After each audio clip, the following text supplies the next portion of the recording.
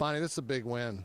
You know, Big win because they're good. I mean, that's why it's a big win, and how they play and how hard they are to guard. I mean, it's great for us to have 5 people in double figures because that's who they are. You can't look at one. You can play people differently, play them a certain way, but you can't say, okay, we're going to shut you down, because I think they have 3 that average double figures and 3 more that are a bucket away from being double figures just on the year.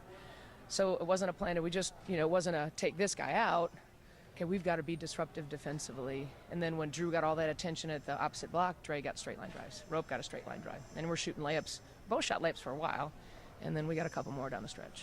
I've always felt that good teams obviously can score, but I think the real good teams play defense. And Long Beach State, I think that's true. I think they're a good defensive team. But the fact that you've defeated Riverside, and now you've defeated Long Beach State here at the Thunderdome, how do you feel your team plays defensively? Well, I think, honestly, the Riverside game for us was, I think, as aggressive. We talk about attacking the rim and being on the offensive end, but do you have a mentality to attack and play confidently on the defensive end? Our defensive principles are predicated on pressure and help. Now, we didn't have help as much as we needed because they got to the rim. But Riverside, I thought, was a shot in the arm for us to go. Not that the light bulb's not on, but that is why we get out on the front. That's why we win that one, because we're willing to guard, and you have to guard them.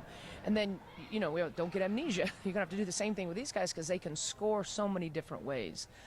So I think for us defensively, we said last year, we got to score around the rim. Starting into this year, we have to be better defensively, and we have to score around the rim. We had scored around the rim early in the year, so I think we got to that quicker. I think now we're starting to embrace how it's hard to guard, but boy, that was going to give us the best chance to win. After your wins, it seems like I'm getting to talk to Sarah Porter more and more. I mean, she is really an impressive player to me. And one stat I really like was her 13 rebounds tonight. Well, she got up in the air and got a couple. I like the fact that she got straight line drives and got to the rim and shot layups. So then, if you're only going to be a 3-point shooter, you can run into go run them off the line. When they did previously, she really wasn't aggressive and confident and didn't have an answer. She didn't get to the rim. I think she got 3 to the rim to the first half. But yes, she's a big athletic guard. I mean, that's what we said all along. Help us on the glass. You can rebound with these guys. Well, I told her that I do push-ups, but I do them on my knees, and she said that she said that won't get it done.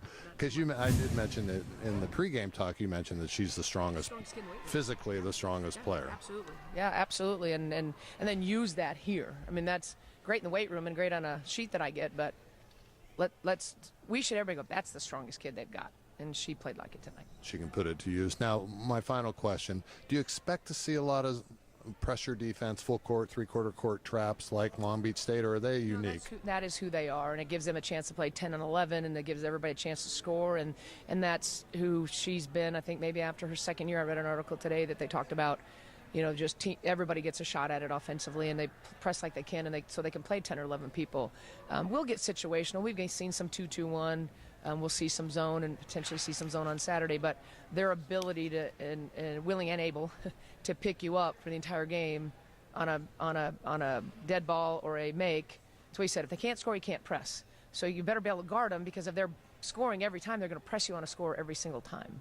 They still shot 40-some%, but we're fortunate we got the 2 little ones with escapability. Now we got a 10-second clock and we eat a timeout for 1, but that's okay. Well, I lied. I think I have another question. But don't you think you feel like you get a rhythm when you know that you're being pressed every possession, full court as guards?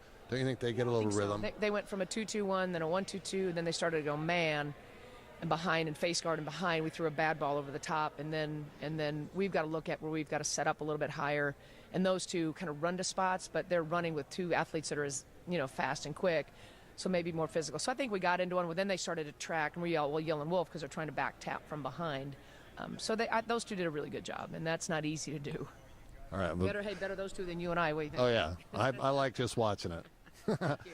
That's a big win. And I loved watching your team afterwards. They knew it was a big win. They had fun. That was good. They were excited. Our bench is good. We always say that we try. Our goal is to have the officials tell the bench to sit down twice a game. That's there. And I think we have the best bench in the league, and there's no reason you can't have the best bench in the country, because that's just being selfless and having energy, and that's fun. Good to hear. Thank you. All right, Coach Bonnie Henrickson.